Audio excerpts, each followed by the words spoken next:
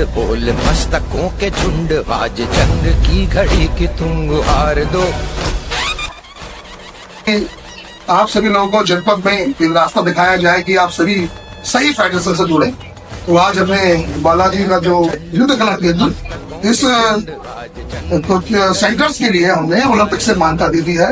आप सर्टिफिकेट को देखेंगे तो उस पर लिखा होगा रिकॉग्नाइज्ड बाई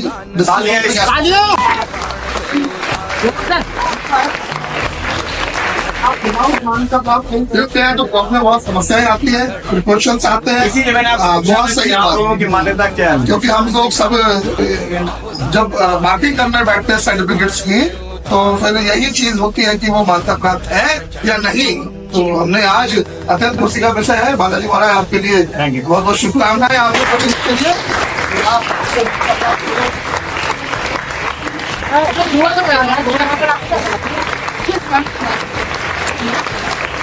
हमारे सभी अतिथिगण व मौजूद सभी खिलाड़ी, हमारे बीच में जो बिगनर्स खिलाड़ी हैं और जो कुछ एक्सपीरियंस खिलाड़ी हैं, सभी दोनों खिलाड़ियों ने मिक्स रूप से अपनी कलाओं का जो प्रदर्शन यहाँ किया और वास्तव में काबिल तारीफ है। जो एक्सपीरियंस है उनके लिए तालियां।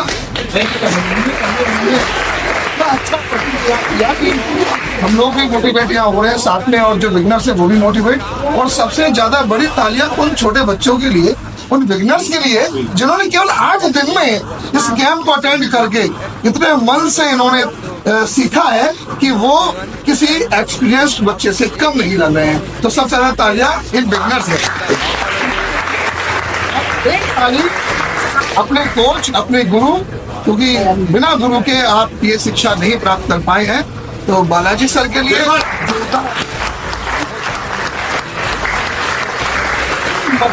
समाज तभी हो सकता है जब उसको प्रॉपर तरीके से वो शिक्षित हो और अपनी सुरक्षा करने में सक्षम हो।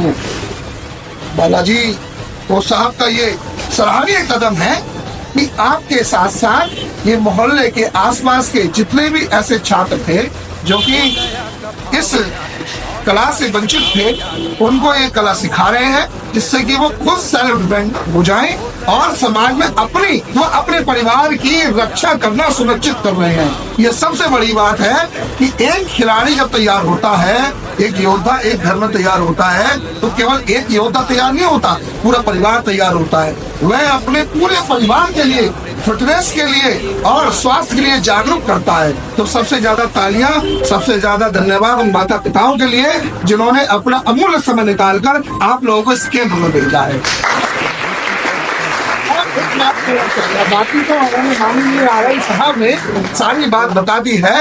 आपको बताते हुए हर्ष हो रहा है कि केवल ये आपकी कला एक खेल नहीं रह गई है। हमारे पुलिस डिपार्टमेंट से लेकर अन्य विभाग जितने भी हैं, सभी में खेल कोटे के तहत सही भर्तियां आ रही हैं। तो 2% कोटा अभी हमारे यहाँ लागू है उत्तर प्रदेश सरकार में, वो कोटा भी मुश्किल पूरा हो पा रहा है। तो खिलाड़ियों की बहुत आवश्यकता है। आप उतना अच्छा खेलिए, आप जनपद, प्रदेश और राष्ट्र लेवल पर जाकर अच्छा प्रदर्शन कीजिए। जो स्वर्ण पदक, रजत पदक व कांस्य पदक विजेता खिलाड़ी है, उनके लिए 2% कोटा उत्तर प्रदेश पुलिस में है। बाकी अन्य विभागों में समय समय पर जॉब्स निकलती है। तो आप खेलने कूदने से अब कोई भी गंवार नहीं बनेगा, खेलने कूदने से भी नवाबी बनेंगे। ठीक है, तो आप ध्यान रखें, खेले भी साथ में। और ये कैंप जो 8 दिन का आपने किया है, उससे आपने शिक्षा ली है, तो उस कैंप को केवल यही तक ना रहने दें। मैं चाहूंगा और आपके माता पिताओं से यही रिक्वेस्ट करूंगा कि कंटिन्यू आप लोगों को वो इस दिशा में आगे बढ़ाएं, आपका मनोबल बढ़ाएं, और जिससे बच्चे आगे सेल्फ डिपेंड में आगे जाएं। कम से कम आपका बच्चा गलत आदतों की ओर नहीं जा रहा है, इस बात पे विशेष ध्यान दें। मोबाइल से थोड़ा डिस्टेंस बनाइए, ठीक है। और ये जो व्यक्तिगत तरीके से आप जो नए अपनी कला का प्रदर्शन ताकत को निखारने का काम कर रहे हैं, शरीर को स्वस्थ बनाने का कार्य कर रहे हैं, ये कार्य आप जारी रखें। Best of luck, all the best, बहुत बहुत शुभकामनाएं सभी के लिए। एक बात श्री अमित चौधरी साहब खेल कोटे से ही जानकारी है। और हमारे यहाँ एक डिप्टी एसपी है दहिया मैडम, सुनीता दहिया मैडम, वो एशियन गोल्ड मेडलिस्ट है एथलीट में, और वो डायरेक्ट डिप्टी एसपी बनी, समझ गए। तो गेम में आप एक्सट्रीम लेवल पे जाकर मेहनत करिए, लेकिन आपको एक्सट्रीम लेवल पे कहीं भी सफलता प्राप्त करने के लिए इतना टफ हो गया कंपटीशन कि एक्सट्रीम लेवल पे जाना पड़ेगा। ऐसा नहीं कि अंधभक्त होकर आप एक्सट्रीम लेवल पे चाहिए, बिल्कुल प्रॉपर गाइडेंस में बालाजी जैसे आपके सर हैं, या किसी फील्ड में जाइए तो बिना कोच के, बिना उसके नहीं, खाने पीने का अच्छा समन्वय होना चाहिए, आपके एक्सरसाइज का अच्छा टाइमिंग होना चाहिए और मन में जुनून होना चाहिए, है ना। अभी विमंडन की जो कौन सा चल रहा है, जो बैडमिंटन का भी चल रहा है, वो जो प्रतियोगिता चल रही है, वो जो टॉपर है, आज उनका मैंने स्टेटमेंट पढ़ा है, उन्होंने कहा है कि अपने शीशे के सामने रोज कहती थी कि मेरा मुकाबला मुझसे ही है, मैं टॉप करूंगी, साल भर से कहती आ रही है और उन्होंने टॉप किया।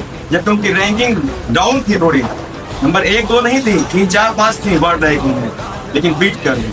तो कॉन्फिडेंस, इससे कॉन्फिडेंस आता है। किसी फील्ड में जाइए, चाहे पढ़ाई में जाइए, चाहे खेल में जाइए।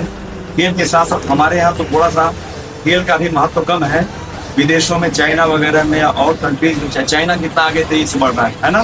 क्यों? क्योंकि वहाँ पे खेल को ध्यान दिया जा रहा है, साइंटिफिक ढंग से लोग खेल खेल रहे हैं। सही बात है। साइंटिफिक ढंग से डाइट, उचित डाइट ले रहे हैं, उचित गाइडेंस मिल रहा है, वहाँ गेम वालों बच्चों को आगे किया जा रहा है। अब हमारे यहाँ भी जागरूकता आ रही है धीरे धीरे, आप लोगों को के लिए भी इन फ्यूचर में। अब आजकल जो है समस्या ये है कि हमारे यहाँ फास्ट फूड का कल्चर है, फास्ट फूड ये सब बड़ा डेंजरस है।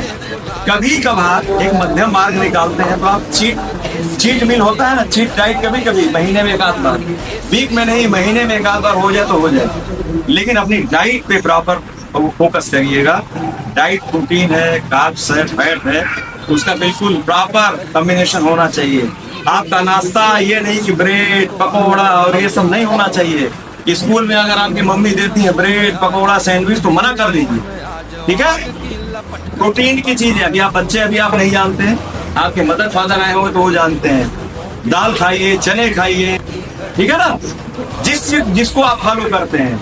और बहुत सी चीजें हैं प्रोटीन की, प्रोटीन है, कार्ब्स है, सबका समन्वय होता है, तब बॉडी डेवलप होती है। उसके बॉडी के साथ साथ ब्रेन भी डेवलप होता है। अमेरिकन विश्वविद्यालय में पढ़ने वाले बच्चे टॉपर होते हैं और पढ़ाई में भी टॉपर होते हैं, गेम में भी टॉपर होते हैं, वर्ल्ड लेवल पे होते हैं, पढ़ाई में टॉपर होते हैं। तो ये नहीं कि आप गेम करेंगे तो डाउन हो जाएगा शांति, ठीक है। चलिए बढ़िया, keep it up, very good.